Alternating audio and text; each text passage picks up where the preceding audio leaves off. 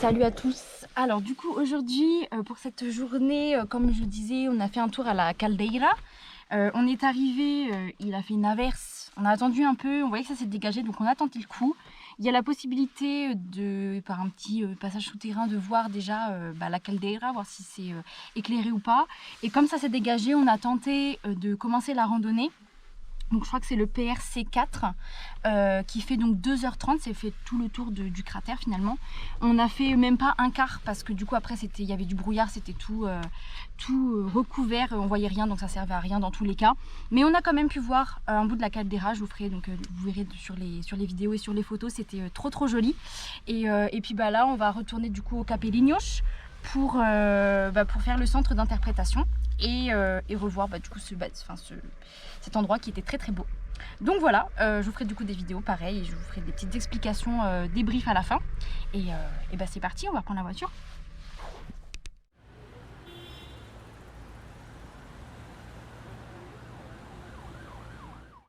Les gars, du coup, comme je vous disais, on est retourné du coup au volcan des Capelinhos.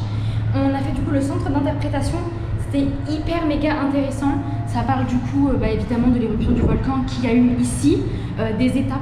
Il y a des petits films d'animation qui sont très bien faits pour comprendre un petit peu comment ça s'est passé. Aussi ça parle des Açores en général, de comment les Açores ont été créés. C'est lié en fait à plusieurs éruptions volcaniques, il y en a énormément. Ça parle aussi des certaines éruptions des volcans du monde, principalement sur les îles archipels comme Hawaï, en Islande par exemple. Et aussi des images, des témoignages de comment ça s'est passé pour les personnes qui habitaient ici lors de l'éruption. Parce que je vous rappelle, ça date de 1957-1958, ça a duré 13 mois tout ça.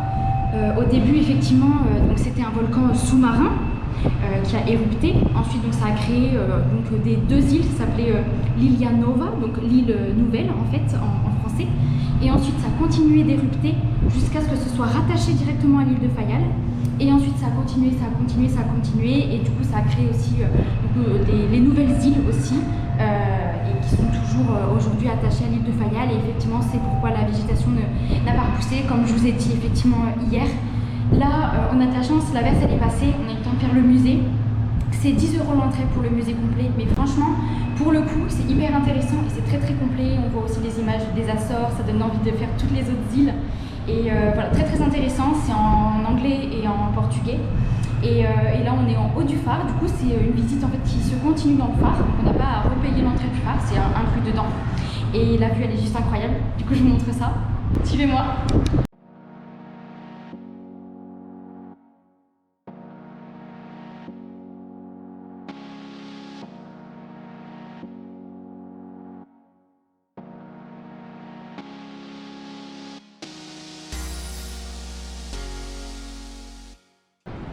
Donc ça, on l'a monté hier, ça fait l'objet d'une randonnée. Donc comme je vous disais hier, on n'entendait pas très bien à cause du vent. Il y a deux randonnées, une de 7 heures et une de 12 heures qui fait l'île de long en large. Et les deux de toute façon passent par les caldeira ici. Donc ça allait très physique, ça dure très longtemps, mais nous on a juste monté ici pour voir un petit peu ce qui se passe.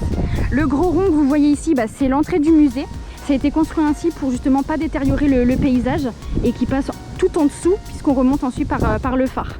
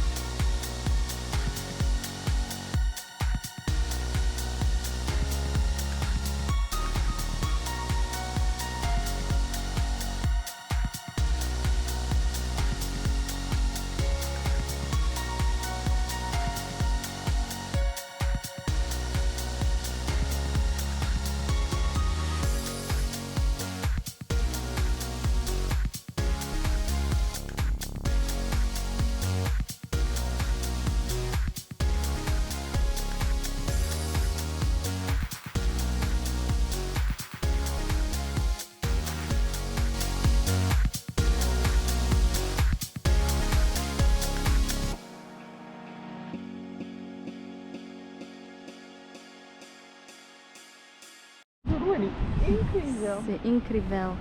Inesquecível.